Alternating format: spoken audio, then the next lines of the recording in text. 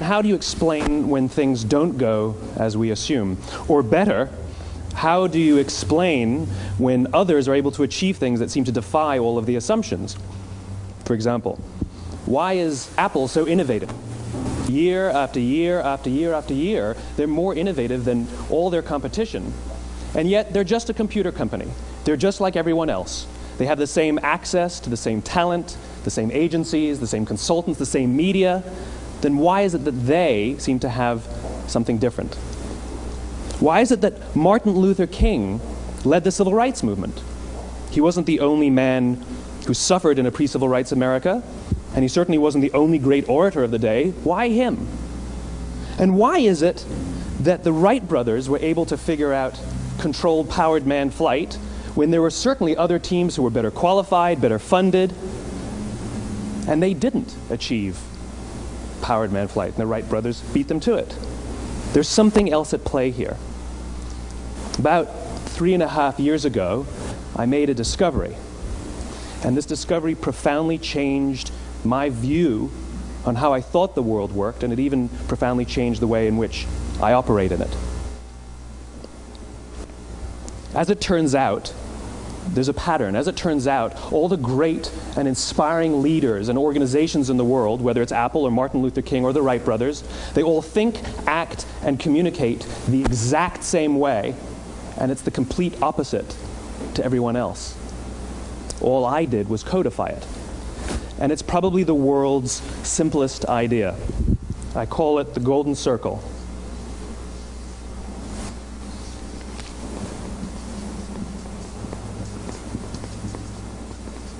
Why, how, what? This little idea explains why some organizations and some leaders are able to inspire where others aren't. Let me define the terms really quickly. Every single person, every single organization on the planet knows what they do, 100%. Some know how they do it, whether you call it your differentiating value proposition or your proprietary process or your USP. But very, very few people or organizations know why they do what they do. And by why, I don't mean to make a profit. That's a result. It's always a result. By why, I mean what's your purpose? What's your cause? What's your belief? Why does your organization exist? Why do you get out of bed in the morning? And why should anyone care? Well, as a result, the way we think, the way we act, the way we communicate is from the outside in. It's obvious. We go from the clearest thing to the fuzziest thing. But the inspired leaders and the inspired organizations, regardless of their size, regardless of their industry, all think, act, and communicate from the inside out. Let me give you an example. I use Apple because they're easy to understand and everybody gets it. If Apple were like everyone else, a marketing message from them might sound like this: we make great computers. They're beautifully designed, simple to use, and user-friendly. Want to buy one? Meh.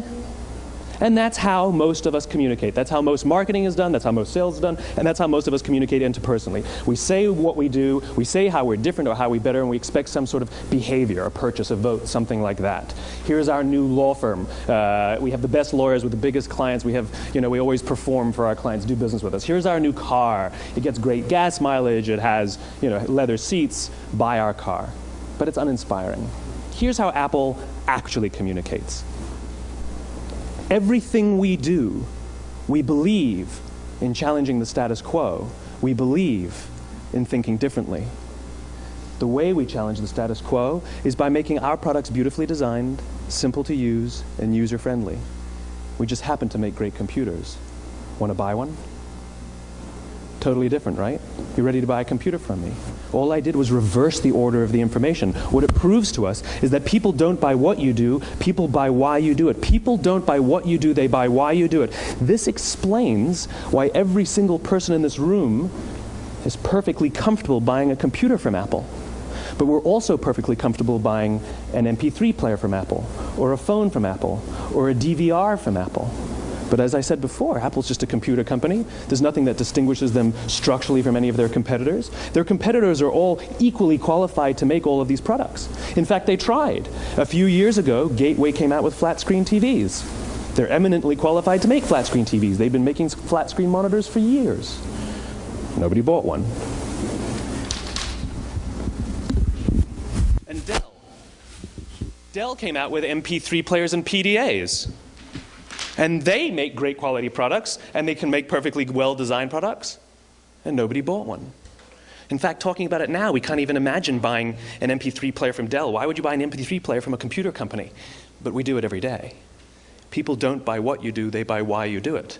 The goal is not to do business with everybody who needs what you have. The goal is to do business with people who believe what you believe. Here's the best part. None of what I'm telling you is my opinion. It's all grounded in the tenets of biology, not psychology, biology. If you look at a cross-section of the human brain, looking from the top down, what you see is the human brain is actually broken into three major components that correlate perfectly with the golden circle. Our newest brain, our Homo sapien brain, our neocortex, corresponds with the what level. The neocortex is responsible for all of our rational and analytical thought and language. The middle two sections make up our limbic brains, and our limbic brains are responsible for all of our feelings, like trust and loyalty. It's also responsible for all human behavior, all decision-making, and it has no capacity for language. In other words, when we communicate from the outside in, yes, people can understand vast amounts of complicated information like features and benefits and facts and figures. It just doesn't drive behavior.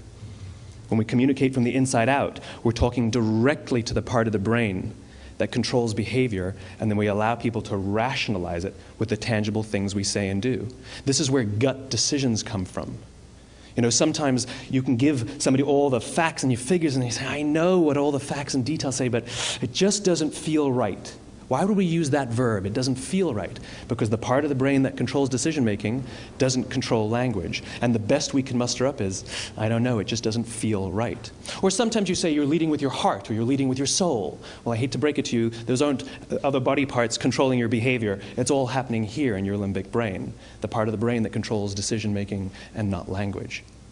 But if you don't know why you do what you do, and people respond to why you do what you do, then how will you ever get people to vote for you or buy something from you, or more importantly, be loyal and want to be a part of what it is that you do? Again, the goal is not just to sell people who need what you have. The goal is to sell to people who believe what you believe. The goal is not just to hire people who need a job. It's to hire people who believe what you believe. I always say that, you know, if you hire people just because they can do a job, they'll work for your money. But if you hire people who believe what you believe, they work for you with blood and sweat and tears. And nowhere else is there a better example of this than with the Wright brothers. Most people don't know about Samuel Pierpont Langley. And back in the early 20th century, the pursuit of powered man flight was like the dot-com of the day. Everybody was trying it. And Samuel Pierpont Langley had what we assume to be the recipe for success. I mean, even now, you ask people, why did your product or why did your company fail? And people always give you the same permutation of the same three things. Undercapitalized, the wrong people, bad market conditions. It's always the same three things. So let's explore that. Samuel Pierpont Langley was given $50,000 by the War Department to figure out this flying machine. Money was no problem. He held a seat at Harvard and worked at the Smithsonian and was extremely well connected. He knew all the big minds of the day. He hired the best minds money could find, and the market conditions were fantastic. The New York Times followed him around everywhere, and everyone was rooting for Langley. And how come we've never heard of Samuel Pierpont Langley? A few hundred miles away in Dayton, Ohio, Orville and Wilbur Wright. They had none of what we consider to be the recipe for success. They had no money. They paid for their dream with the proceeds from their bicycle shop. Not a single person on the Wright brothers' team had a college education, not even Orville or Wilbur. And the New York Times followed them around nowhere. The difference was Orville and Wilbur were driven by a cause, by a purpose, by a belief. They believed that if they could figure out this flying machine, it'll change the course of the world. Samuel Pierpont Langley was different. He wanted to be rich, and he wanted to be famous. He was in pursuit of the result. He was in pursuit of the riches. And lo and behold, look what happened. The people who believed in the Wright brothers' dream worked with them with blood and sweat and tears. The others just worked for the paycheck. And they tell stories of how every time the Wright brothers went out, they would have to take 5 sets of parts because that's how many times they would crash before they came in for supper. And eventually, on December 17th, 1903, the Wright brothers took flight. And no one was there to even experience it. We found out about it a few days later. And further proof that Langley was motivated by the wrong thing, the day the Wright brothers took flight, he quit. He could have said, "That's an amazing discovery, guys. Now we'll improve upon your technology." But he didn't. He wasn't first. He didn't get rich. He didn't get famous. So he quit.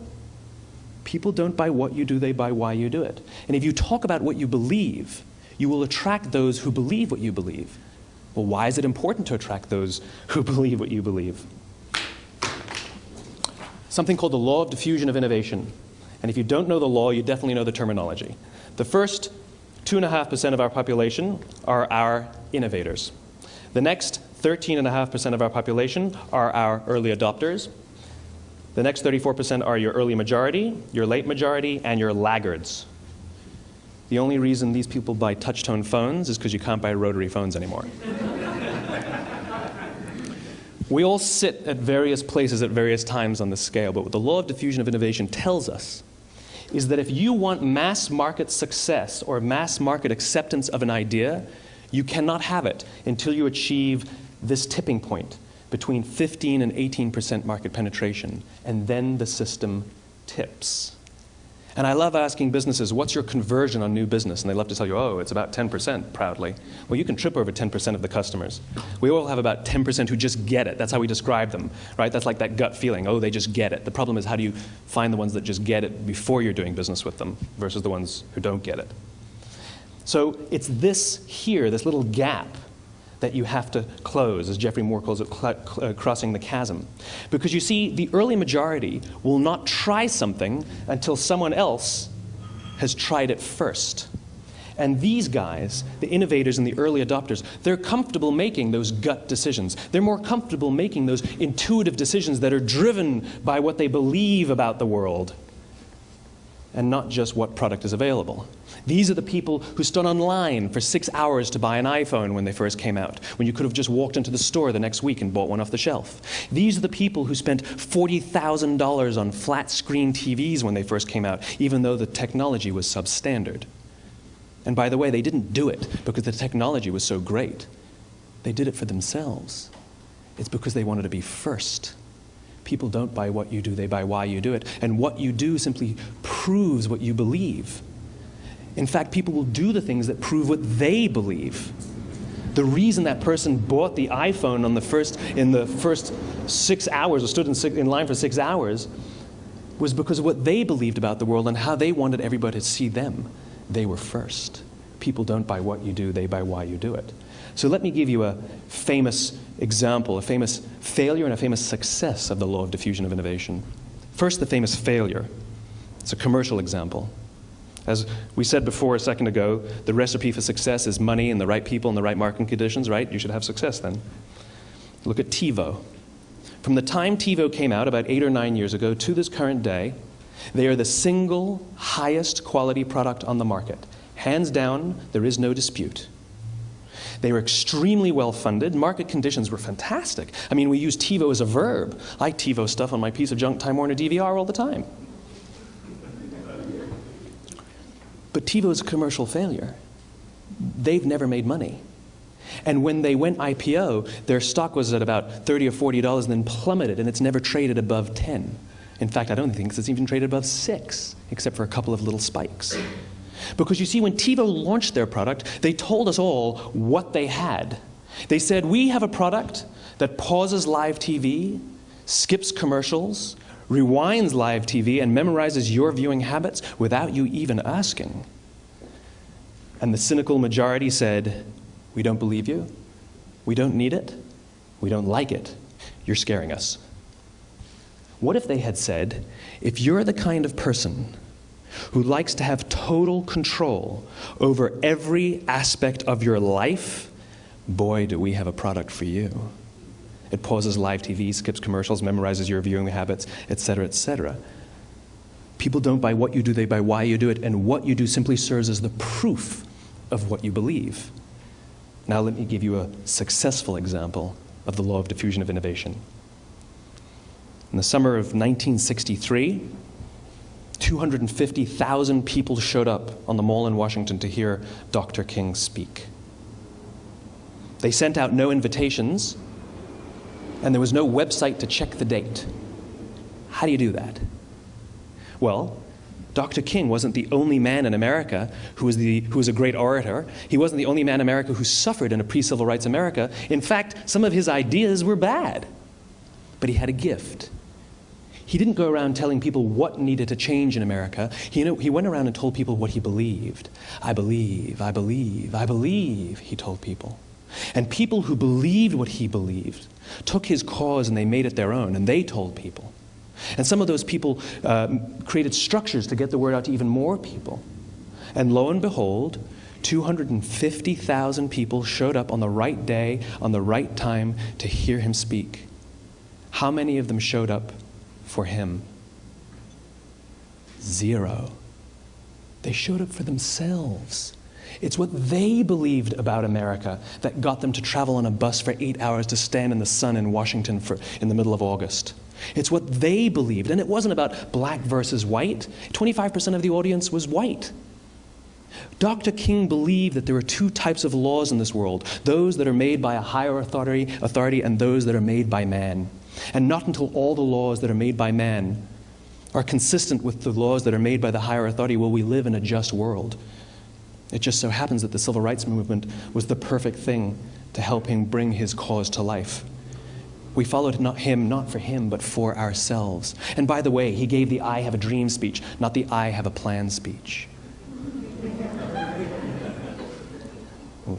Listen to politicians now with their comprehensive 12-point plans. They're not inspiring anybody. Because there are leaders and there are those who lead. Leaders hold a position of power or authority, but those who lead inspire us. Whether they're individuals or organizations, we follow those who lead, not because we have to, but because we want to. We follow those who lead, not for them, but for ourselves. And it's those who start with why that have the ability to inspire those around them or find others who inspire them. Thank you very much.